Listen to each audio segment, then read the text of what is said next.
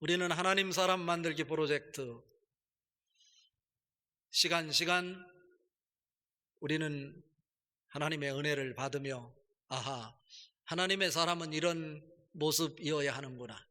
하나님의 사람은 그냥 만들어지는 것이 아니라 내가 포기할 것 포기하고 내려놓을 것 내려놓고 또 내가 감당해야 될 것 감당할 때 하나님 사람으로 만들어지는구나 라고 하는 것을 깨달았습니다.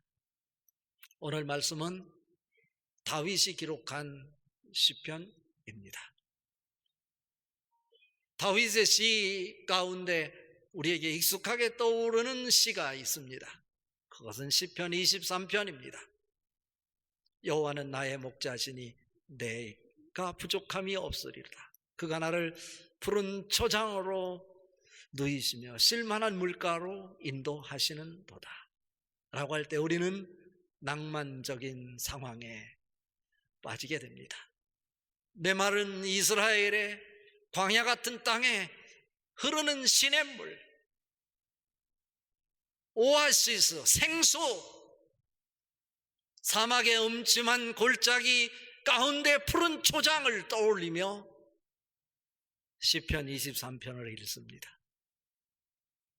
그러나 시편 23편의 배경은 그렇지 않습니다. 광야에서 아무것도 보이지 않는 상황 속에 하나님 한 분만 바라보고 기록한 시입니다. 뜨겁게 내리쬐는 태양빛 아래서 이곳 저곳 옮겨 다니며 양에게 먹을 것을 제공해야 했습니다. 사망의 음침한 골짜기를 지나갈 때는 양만 무서운 것이 아니라 양을 치는 목자에게도 무서운 곰이 나타나고 사자가 나타날까 봐 두렵고 무서웠습니다. 시편 23편은 바로 다윗이 광야에서 양을 치며 경험한 하나님의 은혜를 생각하면서 기록한 믿음의 고백입니다. 골리앗과의 싸움에서 다윗이 블레셋의 장수 골리앗을 물리쳤을 때 많은 사람들에게 인기를 독차지할 수 있었습니다. 오죽했으면 그 나라의 왕인 사울을 향해서는 천천히고 다윗을 향해서는 만만이라고 외쳤겠습니까? 다윗이 왕으로 기름 부음을 받고 승승장구하며 곧장 이스라엘을 다스리는 왕이 될 줄로 알았습니다. 그런데 그렇지 않았어요. 처음에는 사울에게 인정을 받아 사울의 참모가 되었지만 사울 마음속에 악령이 들어가 다윗을 시기하고 질투하면서 다윗을 죽이려고 군사를 거느리고 사울이 나라를 다스리는 일에 올인한 것이 아니고 나라를 다스리는 일에는 뒷전으로 팽개친 채 다윗을 잡으려고 군사들과 함께 다윗을 추격하는 일이 그의 삶 전부였습니다. 다윗은 사울을 피해서 이곳저곳 도망다니며 광야 생활을 했습니다. 그것이 몇 년이냐면 13년입니다. 그런데 다윗이 13년 동안 사울의 군사들에게 추격을 당하면서도 잡히지 않고 죽지 않았던 이유는 어디 있을까요? 다윗은 광야에 대해서 너무나 잘 알고 있었기 때문에 그렇습니다. 다윗은 베들레헴에서 태어났고 베들레헴의 광야에서 양을 치는 목자였기에 이스라엘의 그 광야, 천연적으로 만들어진 요새 동굴 등이 어디에 있는지 너무나 잘 알 수 있었기에 그때마다 위기를 맞았지만 위기를 모면할 수 있었던 것입니다. 오늘 본문 말씀을 통해서 다윗이 쓴 이 시편을 통해서 하나님 사람 만들기 프로젝트, 하나님의 사람은 어떤 모습을 보여야 하는가? 소통과 영광이라는 두 꼭지를 가지고 오늘 말씀을 통해 은혜를 받으며 하나님의 음성을 듣고자 합니다. 하나님의 사람은 하나님을 자신의 요새로 삼는 사람입니다. 중요한 것은 다윗이 광야에 대해서 박식한 지식이 있어서 사울을 피해 죽지 않고 살아남을 수 있었는데, 다윗의 고백은 자기가 광야를 잘 알고 있었기에, 천연적인 요새를 박식하게 꿰뚫고 있었기에 살아남은 것이 아니라 하나님이 자신의 요새가 되어 주셨기에 자기는 죽지 않고 살 수 있었다라고 고백합니다. 오늘 읽은 말씀 6절 말씀 같이 한번 읽어봅니다. 그들이 내 걸음을 막으려고 그물을 준비하였으니 내 영혼이 억울하도다.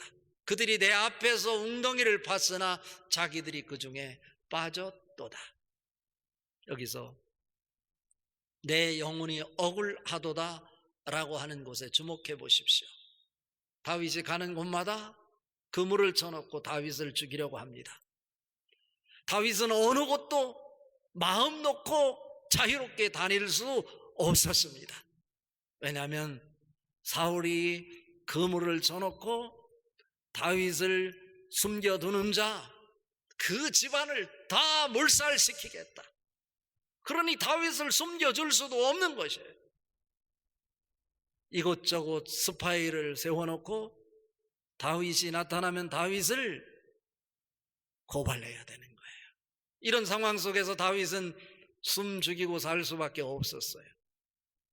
그런데 다윗이 사울의 군사들에게 붙잡히지 않을 수 있었던 근거는 그 목자로서 자기의 삶 속에서 이스라엘의 광야가 어떻게 생겨 먹었는지 구체적으로 그 적재적소에 숨을 수 있는 요새를 잘 알고 있었기 때문이다 라고 하는 거죠.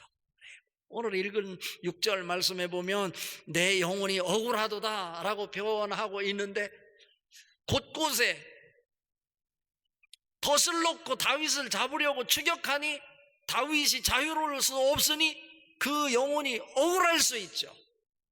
그런데 여기서 억울하다라고 하는 이 단어, 히브리어 원어를 보니까 뭐라고 표현하고 있냐면 나의 영혼이 억울하도다, 나의 영혼 나피시 카파푸라고 표현하고 있어요. 여기서 카파푸라고 하는 것은 사냥꾼에게 쫓기는 짐승들이 막다른 골목에 다다를 때 두려움과 공포 속에서 납작 엎드리는 것 같이 사울의 추격을 피해서 다윗이 땅바닥에 납작 엎드렸다라고 하는 뜻이다라고 존 깔뱅은 해석을 하고 있어요. 이 카파프라고 하는 히브리어 단어를 종합적으로 제가 묵상하면서 얻은 결론은 이런 것이에요. 자기 영혼이 억울한 것도 있지만 여기서는 단순히 이 덫을 놓아서 내 영혼이 억울하도다, 분통 터진다 이런 의미라기보다는 자신이 그러한 불가피한 상황 속에서 하나님 앞에 자신을 낮추어 하나님을 향하여 기도할 수 있었다라고 하는 뜻이라는 거예요. 왜냐하면 여기서 카파부라고 하는 히브리어 단어가 억울하다라는 뜻도 있지만 기도하다, 경배하다라고 하는 뜻도 있다. 불가피한 상황 속에서 사울에게 추격하면서 지금 동굴에 숨어 있지만 그가 안전한 것 아니에요. 다윗도 사람이기에 두려워요. 공포가 있어요. 잡히면 죽는 거예요. 그래서 납작 엎드릴 수밖에 없었는데 사울의 추격 속에서 불가피한 상황 하에서 다윗이 납작 엎드려 하나님 앞에 기도했다. 이 단어 속에 무엇이 포함되어 있냐면 동굴이 요새가 자기를 위기에서 건져주었다기보다는 하나님께서 그때마다 자기를 피할 수 있도록 요새가 되어 주셨다라고 하는 것입니다. 하나님의 사람, 하나님이 요새가 되어 주실 때 우리는 안전할 수 있는 것입니다. 그 은혜가 여러분에게 넘쳐나기를 바랍니다. 하나님의 사람은 하나님을 요새로 삼을 뿐 아니라 기도를 통해서 하나님과 소통하는 사람입니다. 자, 오늘 읽은 말씀 7절 말씀 같이 한번 읽어봅니다. 하나님이여, 내 마음이 확정되었고 내 마음이 확정되었사오니 내가 노래하고 내가 찬송하리이다. 아멘입니다. 이스라엘에는 많은 요새가 있다고 제가 말씀드렸습니다. 13년 동안이나 사울의 추격에 붙잡히지 않고 목숨을 부지할 수 있었던 다윗, 그는 그런 천연적인 요새를 누구보다도 잘 알고 있었기 때문입니다. 그러나 본문 시편 57편은 다윗이 사울에게 추격을 당하면서 동굴에서 숨 죽이며 하나님 앞에 기도하며 만들어낸 시라고 하는 거예요. 그런 의미에서 다윗은 그날도 여전히 차가운 동굴 바닥에서 수많은 생각에 잠겨 잠도 제대로 이루지 못한 채 어쩌면 두려움에 떨고 있었을지도 모릅니다. 멀리서는 늑대 우는 소리가 들리고 동굴 입구에서 볼 수 있는 하늘에 떠 있는 초승달은 다윗의 마음을 그 어느 때보다도 초라하고 처절하게 만들었을 것이라고 생각이 되어집니다. 그때 다윗이 할 수 있었던 것은 무엇일까요? 사울은 추격해오고요, 늑대 소리는 들려오고요, 하늘에 떠 있는 초승달은 자기 마음을 슬프게 만들고 있고, 언제 사울이 나타날지 모르는 그런 상황 속에서 가슴 조이며 그가 할 수 있었던 것은 밤잠을 이루지 못한 채 차가운 동굴 바닥에서 납작 엎드려 하나님 앞에 기도하는 일이었다는 거예요. 땅에 엎드려 다윗은 밤잠을 이루지 못하고 새벽 기도를 하고 있는 것입니다. 오늘 읽은 말씀 8절 말씀 한번 같이 읽어보겠습니다. 내 영광아 깰지어다, 비파야 수금아 깰지어다, 내가 새벽을 깨우리로다. 이것을 환상적으로 낭만적으로 읽을 것이 아니에요. 내 영광아 깰지어다. 여기서 영광이라고 하는 것은 영혼이라고 해석해도 좋아요. 학자들은 이 영광이라고 하는 것을 우리의 심령이라고 해석해야 된다고 말합니다. 마음 조이고 있는 동굴 속에서의 다윗이 밤잠을 이루지 못하고 납작 엎드려서 새벽을 깨우며 기도하는 다윗의 모습입니다. 그가 무덤덤하게 있는 것이 아닌가? 자기 자신을 향해서 기도하면서 외치는 거예요. 가슴을 치면서 내 영혼아 잠자지 말고 깨어라, 정신 차려라, 일어나라 하고 외치는 거예요. 다윗에게 무슨 비파가 있었겠습니까? 사울에게 추격을 당하는데 무슨 수금이 있었겠습니까? 그러나 지금 자기가 하나님 앞에 엎드려 기도하는 순간 다윗이 발견한 것은 뭐냐면 하나님과 소통을 해서 하나님 마음을 읽어내는 거예요. 지금은 내가 불가피하게 추격을 당하고 있지만 반드시 동굴에서 나와 비파를 들고 수금을 들고 하나님을 찬양하게 될 것이다. 하나님과 소통하면서 그는 내 마음에 내가 확실히 정했다. 7절에 그렇게 말하고 있는 거예요. 내 마음이 확정되었고 내 마음이 확정되었사오니 내가 노래하고 내가 찬송하리로다. 우리가 볼 때는 무슨 찬송할 분위기입니까? 언제 죽을지 모르는데 그가 할 수 있는 일은 그곳에서 기도하는 일이에요. 위기의 상황 속에서 그가 하나님 앞에 기도하면서 찾아낸 메시지가 있습니다. 오늘 함께 찬양했던 나의 힘이 되신 여호와여 내가 주를 사랑하나이다. 주는 나의 반석이시요 나의 요새시요 나를 건지시는 이요 나의 하나님이시요 내가 그 안에 피할 바위시요 나의 방패시요 나의 구원의 뿌리시요 나의 산성이시로다. 시편 18편 1절 2절 말씀이에요. 시편 18편은 바로 이런 동굴에서 위기의 상황 속에서 하나님의 도움으로 건짐을 받아 나오게 되면서 쓴 시가 시편 18편이고요. 오늘 본문의 배경도 똑같은 상황인 거죠.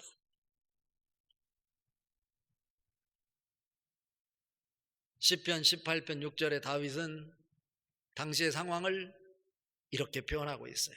같이 한번 읽어보겠습니다. 내가 환난 중에서 여호와께 아뢰며 나의 하나님께 부르짖었더니 그가 그의 성전에서 내 소리를 들으시며 그의 앞에서 나의 부르짖음이 그의 귀에 들렸도다. 어디에서? 그가 그의 성전에서. 여기에 영적 의미가 담겨 있어요. 다윗은 지금 동굴에 있지만 그 마음만은 어디에 가 있는 것이요? 성전에 가 있는 거예요. 내가 동굴에서 밤잠을 이루지 못하고 납작 엎드려 차가운 동굴 바닥에서 하나님 앞에 새벽을 깨우고 기도했더니 하나님께서는 성전에서 내 기도를 들으셨다는 거예요. 그리고 응답해 주셨다라고 하는 거죠. 사랑하는 성도 여러분,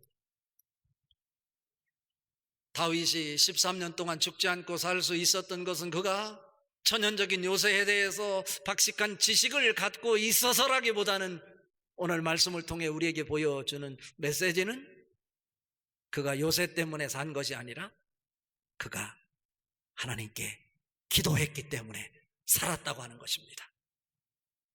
기도를 통해서 하나님과 소통했고 하나님께서 그 마음을 위로해 주셨고 불가피한 상황 속에서도 좌절하지 않고 낙망하지 않고 당당하게 설 수 있도록 하나님이 붙잡아 주셨습니다.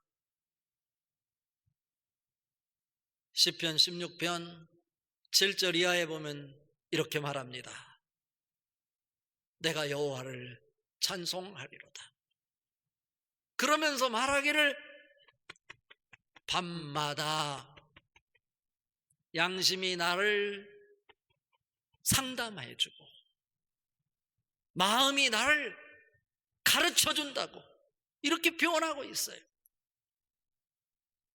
내가 여호와를 항상 내 앞에 모시며 그가 나의 오른쪽에 계심으로 내가 흔들리지 아니하리로다. 이러므로 내 마음이 기쁘고 내 영도 즐거워하며 내 육체도 안전히 살리니 주께서 생명이를 내게 보이시니 내 주의 앞에는 충만한 기쁨이 있고 주의 오른쪽에는 영원한 즐거움이 있나이다. 뭐 이렇게 찬양을 하는 거예요. 오히려 다윗이 쓴 시편이 73편인데 그 중에 46편이 다 탄식시예요. 탄식시라고 하는 것은 기도시라는 거예요. 다윗이 위기에 처할 때마다 항상 기도하는 모습이었다라고 하는 것이죠. 그렇다면 오늘 말씀을 통해서 우리에게도 하나님의 사람은 어떤 사람이냐면 환경 탓하고 상황 때문에 내 신앙을 핑계대는 자가 아니고 어떤 상황에 처해 있든지 하나님과 소통하는 자여야겠다. 하나님과 소통은 기도를 통해서 만들어지고 하나님과 소통할 때 위기의 상황이지만 하나님은 양심을 통해서 나를 상담해 주시고 마음속에 하나님께서 성령으로 계셔서 나를 가르쳐 주신다. 그분이 내 속에서 위기의 상황이지만 양심을 통해서 상담해 주시고 마음을 통해서 나를 가르쳐 주신다는 거예요. 그렇기에 내가 두려움을 이길 수 있었다. 내가 흔들리지 않는다. 오히려 생명의 일을 내 앞에 보여주셔서 나는 지금 기뻐하고 있다. 여러분도 하나님과 소통함으로 상황을 총괄하여 기쁨이 넘쳐나는 영혼이 미소지는 행복한 사람들 될 수 있기를 바랍니다. 말씀의 결론입니다. 하나님의 사람은 하나님과 소통하며 그분의 뜻을 위해 사는 사람입니다. 오늘 읽은 말씀 10절 11절 같이 한번 읽어봅니다. 무릇 주의 인자는 커서 하늘에 미치고 주의 진리는 궁창에 이르나이다. 하나님이여 주는 하늘 위에 높이 돌리시며 주의 영광이 온 세계 위에 높아지기를 원하나이다. 무슨 얘기입니까? 지금 다윗은 동굴에서 숨죽이고 있어요. 차가운 동굴 바닥에서 하나님 앞에 기도를 하고 있어요. 그러면서 하나님과 소통하며 하나님과 소통하는 순간 아하, 하나님의 뜻을 발견하는 것이죠. 하나님의 사람은 하나님과 소통을 하되 하나님의 뜻을 발견하고 모든 영광을 하나님께 올려드리는 모습을 보이는 사람이다 라고 하는 거예요. 여러분은 어떻게 사십니까? 나가 원하는 것만 이루기 위해 오늘 또 시간을 투자하고 몸부림치고 있지는 않습니까?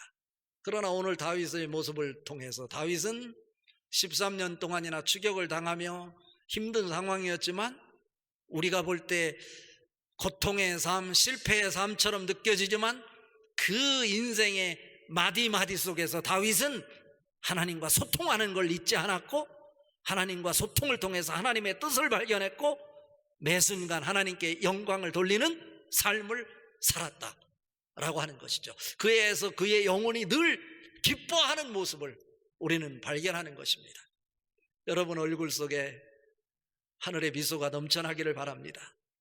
우리에게 아픔이 있지만 때로는 내 힘으로 감당할 수 없어 눈물을 흘려야 되고 가슴앓이를 할 때도 있지만 그럼에도 불구하고 그 상황 속에서 하나님만이 나의 요새가 되어주십니다. 하나님과 기도를 통해서 소통하고 하나님 뜻을 발견하고 결국 하나님을 찬양하는 인생 될 수 있기를 바랍니다. 다윗이 자기 힘으로 할 수 없어 자기가 요새를 잘 알고 있었지만 그것이 해답이라고 생각하지 않았어요. 자기가 가지고 있는 지식 그것이 인생의 해답이라고 생각하지 않고 하나님을 요새로 삼고 하나님께 기도를 통해 소통하고 하나님 뜻을 발견하는 순간 하나님 영광을 위해 살기로 다짐하고 결단했습니다. 여러분 하나님 앞에 토해내는 것 그것만이 소통의 길입니다. 하나님과 소통할 때 나의 답답했던 모든 것이 다 쏟아내지고 평화와 기쁨으로 탈바꿈하게 될 것입니다. 다윗의 삶을 한번 보십시오. 사도행전 13장 36절에 보면 다윗은 당시에 하나님의 뜻을 따라 살다가 잠들었다고 성경은 말하고 있어요. 그가 살아가는 삶이 오직 하나님의 뜻을 발견했으니 뜻을 따라 사는 사람이었어요.